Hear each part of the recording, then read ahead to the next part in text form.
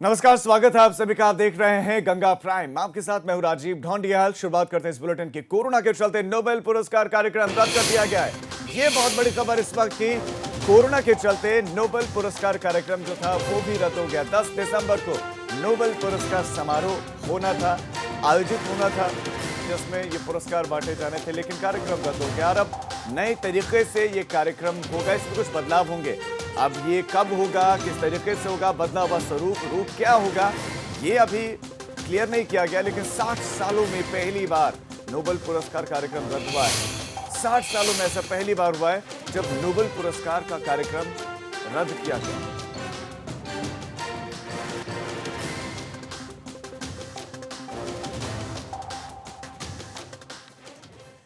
और बुलेटिन में अब बारी है आपको कोरोना का अपडेट देने की। कोरोना का प्रकोप लगातार बढ़ता जा रहा है। यूपी की सबसे पहले अगर हम बात करें तो यूपी में एक दिन में 2151 नए मरीज मिले। इसके बाद आंकड़ा पहुंच गया है 53,000 के पार। 53,000 पार कर गया आंकड़ा। अभी भी 20,000 से ज्यादा एक्टिव केसेस हैं, यानी कि 53,000 में से 20,000 ही एक्टिव केसेस हैं। सबसे ज्यादा बेकाबू हाल कहीं है तो राजधानी में है। लखनऊ में सबसे बुरा हाल होता दिख रहा है, तो उसके बाद कानपुर है, गौतम बुद्ध नगर भी है, गाजियाबाद में भी बुरे हाल है।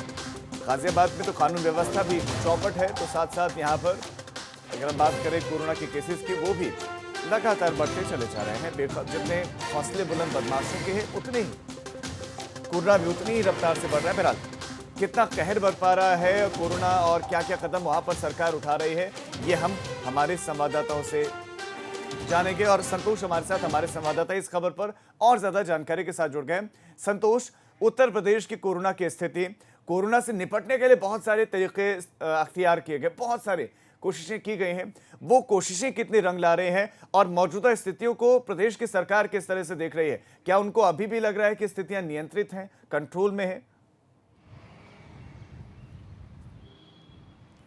देखिए, उत्तर प्रदेश सरकार आज से नहीं, शुरू से जब से कोरोना को लेकर पूरे देश में लॉकडाउन हुआ, उसके बाद से रोज़ मुख्यमंत्री अपनी टीम 11 के साथ बैठक करते हैं। और रोज़ बरोज़, मतलब ये नहीं कि हफ्ते में एक बार, वो रोज़ सुबह और शाम दोनों वक्त में उत्तर प्रदेश में हालात पर नज़र रखे हुए हैं और बैठक लेते हैं कि किस तरीके से कोरोना के संक्रमण को रोका जाए। रही बात आंकड़ों की, तो ये ज़रूर है कि उत्तर प्रदेश की राजधानी लखनऊ में हालात भयावह होते जा रहे हैं। रोज़ यहाँ पर मरीज़ बढ़ते जा रहे हैं और सबसे ज़्यादा अगर कहा जाए कि उत्तर प्रदेश में कहीं पर संक्रमित मरीज़ हैं कोरोना के, तो वो उत्तर प्रदेश की राजधानी लखनऊ में है। इसी वजह से मुख्यमंत्री योगी आदित्यनाथ ने बीते रविवार को भी सिर्फ लखनऊ की समीक्षा बैठक की थी। लखनऊ के डीएम, कमिश्नर, पुलिस कमिश्नर, तमाम अधिकारी, स्वास्थ्य विभाग के अधिकारी, गृह विभाग के अधिकारी, मुख्य सचिव आर के तिवारी, अपर मुख्य सचिव अवनीश कुमार अवस्थी समेत तमाम अधिकारियों को बुलाया। तो सिर्फ लखनऊ पर फोकस करते हुए उन्होंने कार्य योजना बनाई थी। उत्तर प्रदेश की बात करें तो उत्तर प्रदेश के लिए 55 घंटे का जो लॉकडाउन है, उससे कहीं ना कहीं ये कोशिश की जा रही है कि जो कोरोना का संक्रमण है, क्योंकि सैटरडे और संडे को ये साफ तौर पर ये बंदी ही रहेगी, उत्तर प्रदेश में लॉकडाउन रहेगा, लोग कम निकलेंगे, चूंकि कामकाज भी बहुत ज़्यादा नहीं होता है सैटरडे संडे को, लिहाजा उससे भी कोशिश की जा रही है कि जो संक्रमण है उसको रोका जा सके, संक्रमण की चेन को रोका जा सके। वहीं दूसरी ओर उत्तर प्रदेश सरकार ने जो कोरोना के मरीज़ हैं उनको इलाज मिल सके, मुहैया हो सके, उसके लिए एक बड़ा फैसला लिया है कि होम आइसोलेशन का, कि जो एसिम्टोमेटिक जो मरीज़ हैं वो घर में ही रहें, पूरी डॉक्टरों की निगरानी में रहेंगे, तो वहाँ पर समय समय पर उनकी सलाह देते रहेंगे, दवा मिलती रहेगी, दवा दी जाएगी, लेकिन वो एसिम्टोमेटिक है तो घर में रहें। इससे कि अस्पताल में जो मरीजों की जो भीड़ बढ़ गई है और जिनके सिम्टम्स हैं, जो कोरोना के सिम्टोमेटिक मरीज हैं, ये एक बिल्कुल संतोष एक अच्छा कदम है आपका। संतोष, इस तमाम जानकारी के लिए धन्यवाद। तो उत्तर प्रदेश में 53,000 से ज्यादा, तो देश की बात करें तो 11.5 लाख से ज्यादा के जो है कोरोना संक्रमित अब तक मरीज मिल चुके हैं। अब खबर लखनऊ से ये है और खबर बहुत बड़ी है, केजीएमयू की बहुत बड़ी लापरवाही।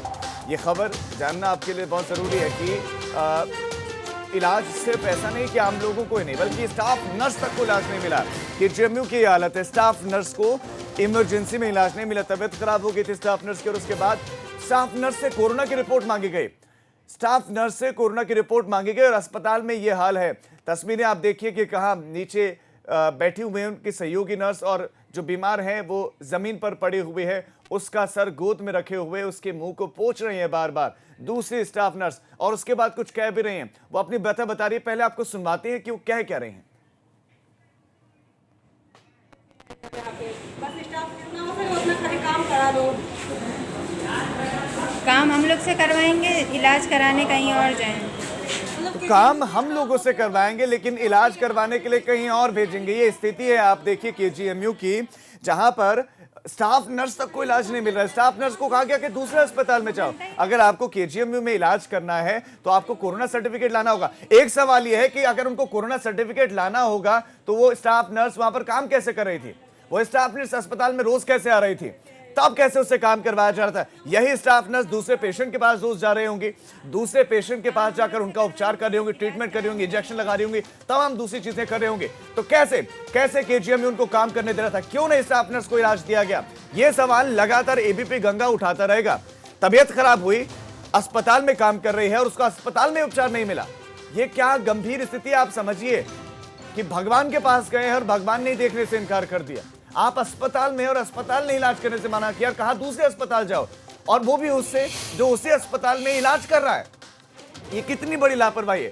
इसको बिल्कुल भी हल्के में, ये बहुत गंभीर मैटर है, बहुत गंभीर मामला है।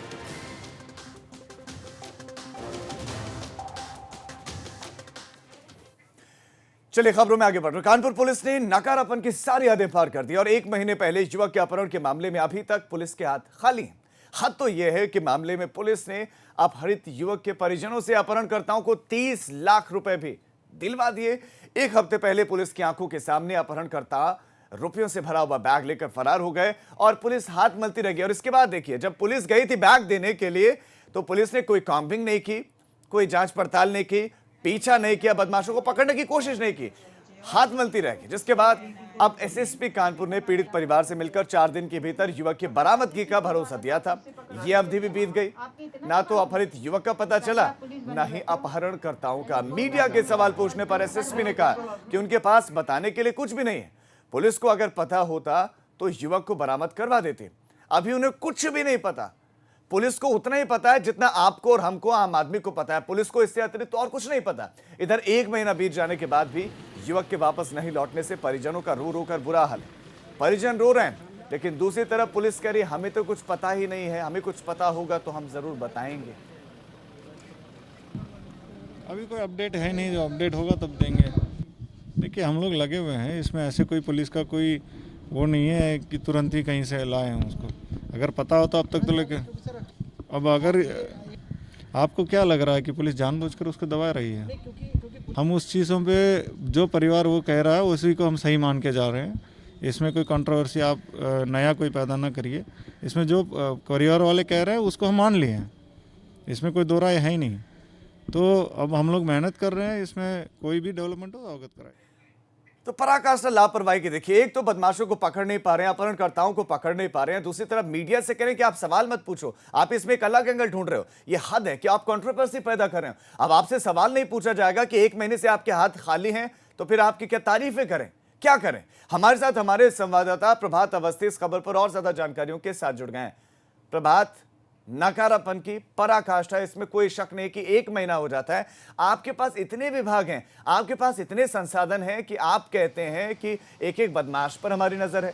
तो फिर ये बदमाश कैसे दूर है? ये बदमाश आप क्यों नहीं पकड़ पा रहे हैं? इन्होंने तो फिरौती के लिए कॉल तक किया था, तो आप नंबर ट्रेस नहीं कर पाए, आप कुछ नहीं कर पाए, तो क्यों ना नकारा कहा जाए आपको?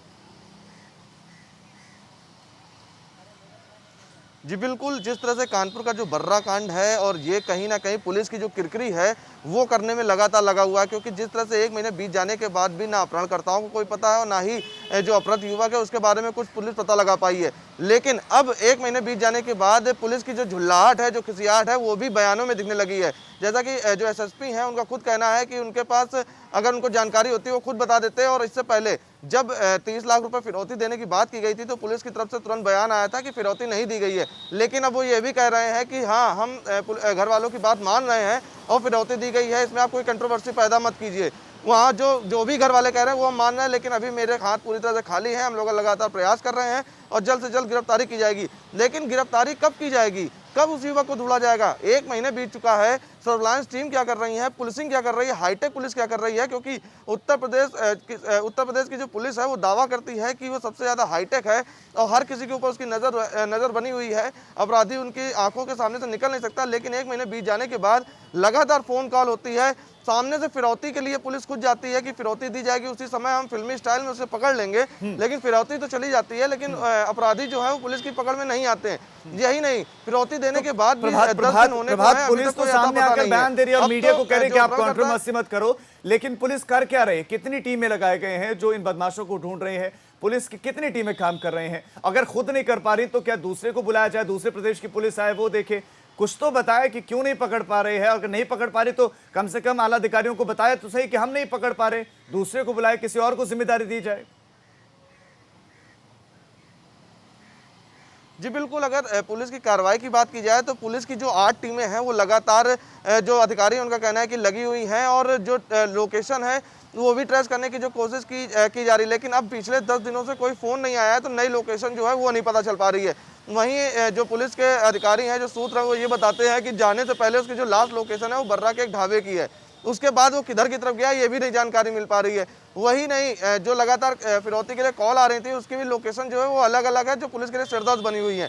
अधिकारी जो हैं वो अब झुल्लाहट और खिसियाहट देखने को मिल रही है, क्योंकि 1 महीने से लगातार उनके वो युवक की तलाश नहीं कर पाए हैं, और तो कहीं ना कहीं सवालों के घेरे में है। और पुलिसिंग के ऊपर सबसे बड़ा सवाल है कि जो पुलिस बड़े बड़े बदमाशों को पकड़ने का दावा करती है, बड़े बड़े अपराधियों को पकड़ने का दावा करती है, हाईटेक होने का दावा करती है, लेकिन अभी तक सारे एक दावे के अपराध दावे युवक का पता प्रभात नहीं लगा पाई धरे है। के धरे रह आखिर गए। तक आपका इस कहाँ पर तमाम वो है, जानकारी के लिए आखिर धन्यवाद। फिल्मों में, किताबों में आपने बहुत पढ़ा होगा कि कानून के हाथ बहुत लंबे होते हैं, लेकिन कानून के हाथ अब असल में पता चल रहा है कि इतने छोटे होते हैं, इतना बौना होता है कि अपराधियों के हाथ तो उनसे इतने लंबे हैं कि सारे संसाधन संपन्न, सारी फैसिलिटीज धरी की धरी रह जाती हैं, और बदमाश अभी भी गायब हैं, और पुलिस 1 महीने से उनको पकड़ नहीं पाई। खबरों में आगे बढ़ रहे हैं। किसी जमाने में मायावती के खास सिपहसालार रहे नसीमुद्दीन सिद्दीकी की विधान परिषद की सदस्यता को अयोग्य माना गया है। बहुजन समाज पार्टी छोड़कर कांग्रेस में आए पूर्व मंत्री नसीमुद्दीन सिद्दीकी को बड़ा झटका लगा है। उनकी विधान परिषद की सदस्यता को खत्म कर दिया गया है। उन्हें दल बदल कानून के तहत 22 फरवरी 2018 से अयोग्य कर दिया गया, घोषित कर दिया गया है। बहुजन समाज पार्टी ने दल बदल कानून के तहत विधान परिषद के सभापति के पास सदस्यता रद्द करने की अपील की थी, और इसके बाद विधान परिषद की सदस्यता से उन्हें अयोग्य घोषित कर दिया गया है। तो बहुजन समाज पार्टी के बड़े नेताओं में शामिल रहे नसीमुद्दीन सिद्दीकी साल 2018 में छोड़ी पार्टी और अब अयोग्य घोषित हो गए हैं।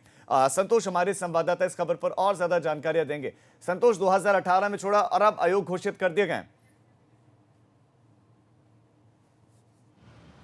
बिल्कुल, देखिए, नसीमुद्दीन सिद्दीकी कभी उत्तर प्रदेश की पूर्व मुख्यमंत्री मायावती के इतने विश्वस्त सलाहकार होते थे कि वो उनके लिए हर वो काम करते थे जिसके लिए मायावती के ऊपर तमाम आरोप लगे हैं। एक ऑडियो वायरल हुआ जिसमें नसीमुद्दीन सिद्दीकी किसी से एक नोटबुक मंगाने की बात कर रहे हैं कि बहन जी ने आपको याद किया।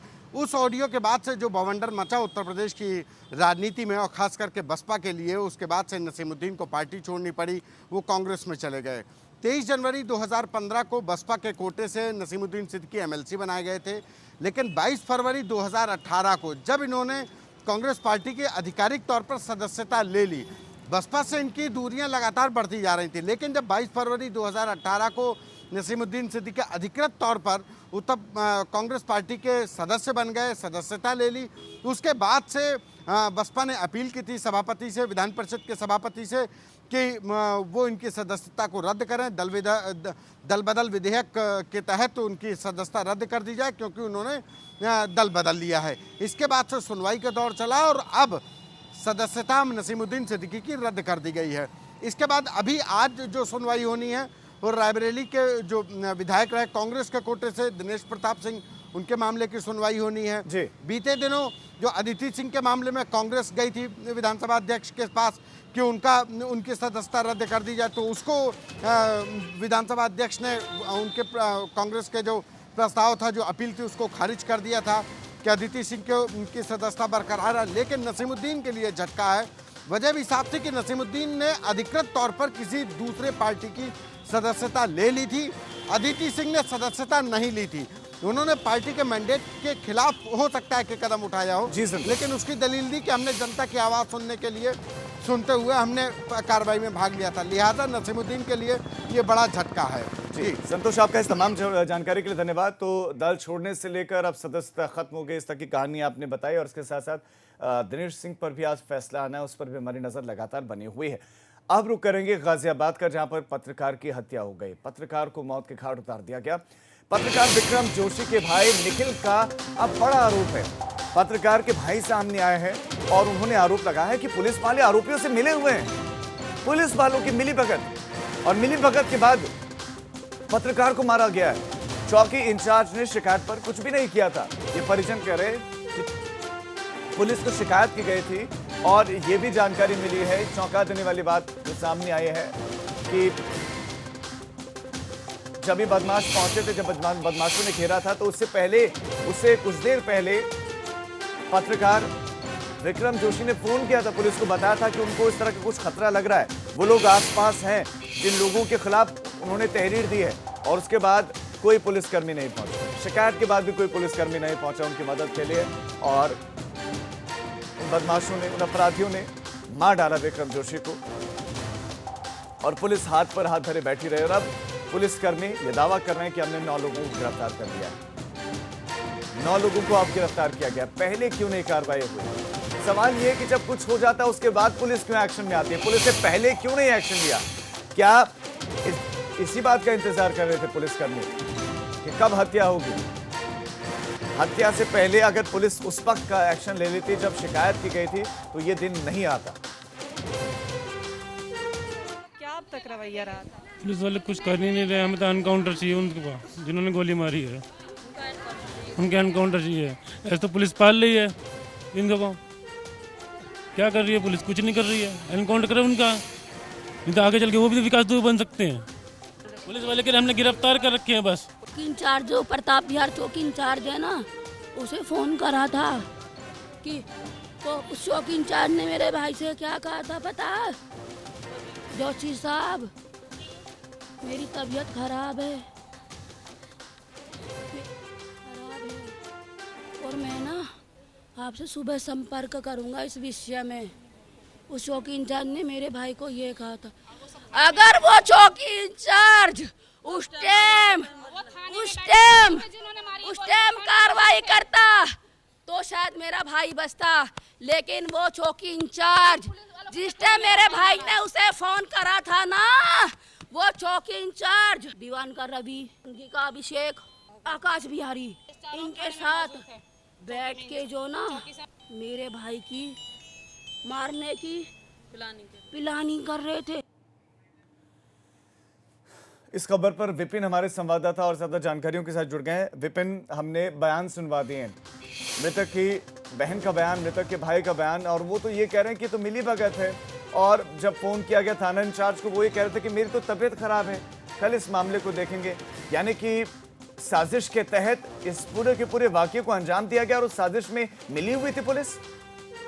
देखिए, बिल्कुल अगर परिवार के आरोपों को सही माना जाए तो ये बिल्कुल सही है, क्योंकि आज सुबह ही एबीपी गंगा ने सबसे पहले इस बात का खुलासा किया था कि जिस समय विक्रम की हत्या हुई उससे कुछ देर पहले उसकी बहन का यह कार्यक्रम चल रहा था जहां ये आरोपी उसकी रैकी कर रहे थे।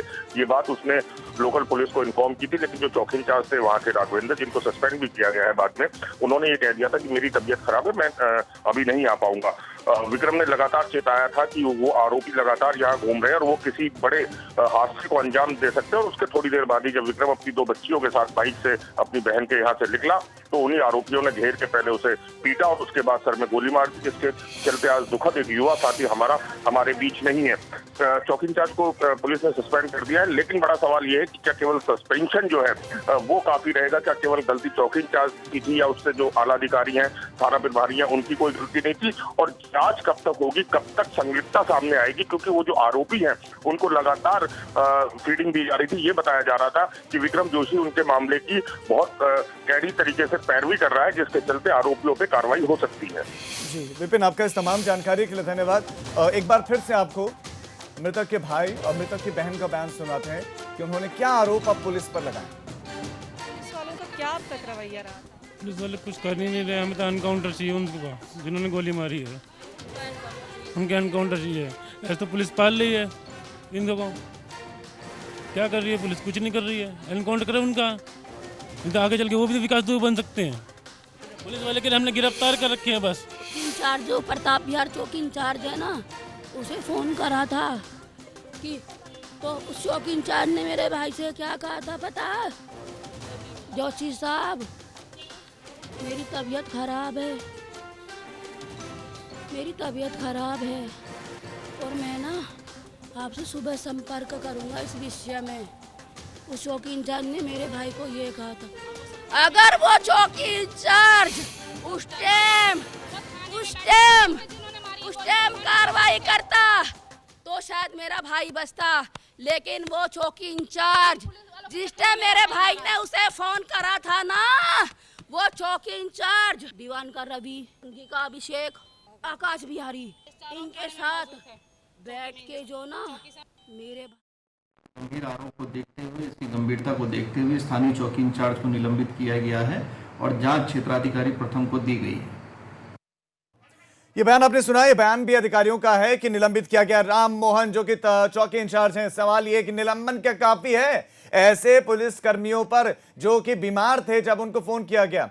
क्यों नहीं वो सलाखों के पीछे हो, क्यों नहीं उन पर उस तरह की कार्रवाई हो रही है जो एक दूसरे अपराधियों पर होती है? तो गाजियाबाद से ही ये खबर आपको बता दें कि इस मामले में सियासत भी गर्मा गई है। अब इस हत्याकांड पर राजनीति तेज हो गई है। राज्यसभा सांसद, आम आदमी पार्टी से राज्यसभा सांसद संजय सिंह ने भी इस मुद्दे को उठा दिया है और उन्होंने भी प्रदेश की कानून व्यवस्था को लेकर फिर से हमला बोला। बाकायदा पत्र भी लिखा है योगी जी को इस संबंध में, और मैं लगातार प्रेस कॉन्फ्रेंसेस के जरिए भी ये मांग करता रहा हूं कि उत्तर प्रदेश में कोरोना को लेकर क्या क्या कदम उठाना चाहिए। 8 जो हमारे पुलिस के जवान और अधिकारी शहीद हुए, उनके परिवारों से भी मैं पिछले दिनों मिलने गया था और उस दौरान भी मैंने कानून व्यवस्था को लेकर सवाल उठाए थे। जो कुछ भी आज यूपी के अंदर हो रहा है, खास तौर से कानून व्यवस्था और कोरोना को लेकर, वो बहुत दुखदाई है और इससे लोग भयभीत भी हैं, चिंतित भी हैं कि किस गर्त की ओर, किस नर्क की ओर योगी जी उत्तर प्रदेश को लेकर जा रहे हैं। तो गाजियाबाद पत्रकार हत्याकांड मामले में परिजन नाराज हैं, उनके बयान हमने आपको सुनाए। परिवार भाई का कहना है कि इनका भी एनकाउंटर होना चाहिए। दूसरी तरफ विक्रम के परिजनों ने शव लेने से इनकार कर दिया है। कहा कि 3 आरोपियों को हमें सौंपे, हम तब शव को लेंगे। 3 आरोपियों को हमें सौंप दे, हम फिर शव को लेंगे। अब अधिकारी परिजनों को मनाने में जुटे हुए हैं। अब एक छोटे से ब्रेक के लिए हम रुक रहे हैं, फौरन लौट रहे हैं। आप देखते रहिए गंगा प्राइम।